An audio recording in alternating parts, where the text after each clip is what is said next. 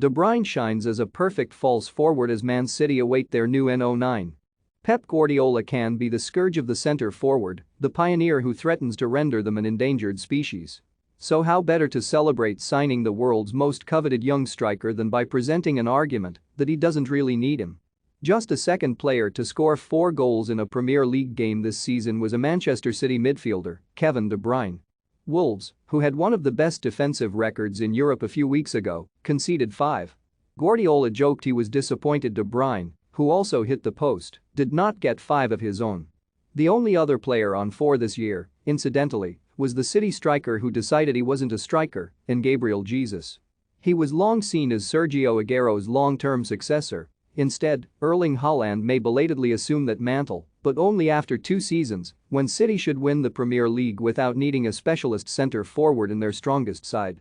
Haaland offers the potential of 40 goals on his own, but City's collective commitment to scoring is such that they have 22 in 5 games. They may yet finish this season with a century in the Premier League, the vast majority from those who can be called midfielders, wingers or 0.10 seconds, anything except strikers.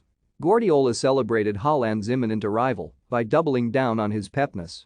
There wasn't even a semblance of a striker at Molineux. Instead, his bespoke ploy came in duplicate. Why take 1 false 9 to Wolves when you can take 2? It was the dual false 9, the false front 2, the false 18. Between them, they are a 20-goal front man. Bernardo Silva had scored 7 league goals by early December. De Bruyne has 13 since then. Over the last 5 months, only Heung-min Son has more top-flight goals than the Belgian. The second part of the league season was beyond perfect, Guardiola said. He is always so generous and has the sense to make an assist, but I think this season he also has the sense to be prolific and score goals. We spoke during the years that you have to arrive to the box, to be close to the box and to score, and this is the season he has done better and better. Hopefully he can continue for the rest of his career. I have the feeling now he is starting to enjoy scoring goals. Before it was just assists. Now it is he likes it when his teammates come to hug him because he scores.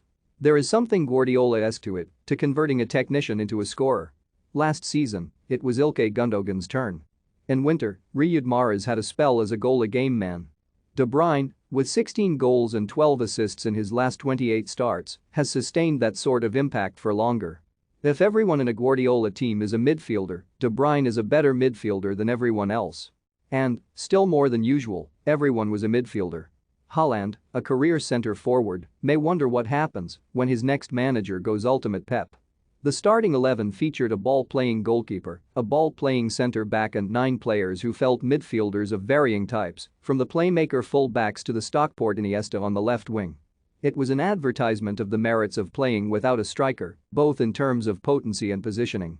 There is a tactical logic when playing against a side who use 3 central defenders to give them no one to mark, while using wingers high and wide to force them into deploying a back 5.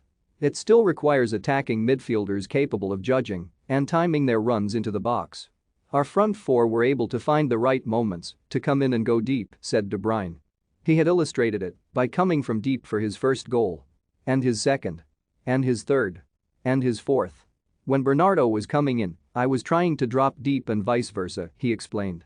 It meant he could be scorer and supplier, playing a part in the build-up to 3 of his goals. Perhaps Haaland, the specialist scorer, will not lend that creativity. He once described his role under Guardiola as a free 8. At Molineux, he said his best position was between a 0.8 and a 0.10.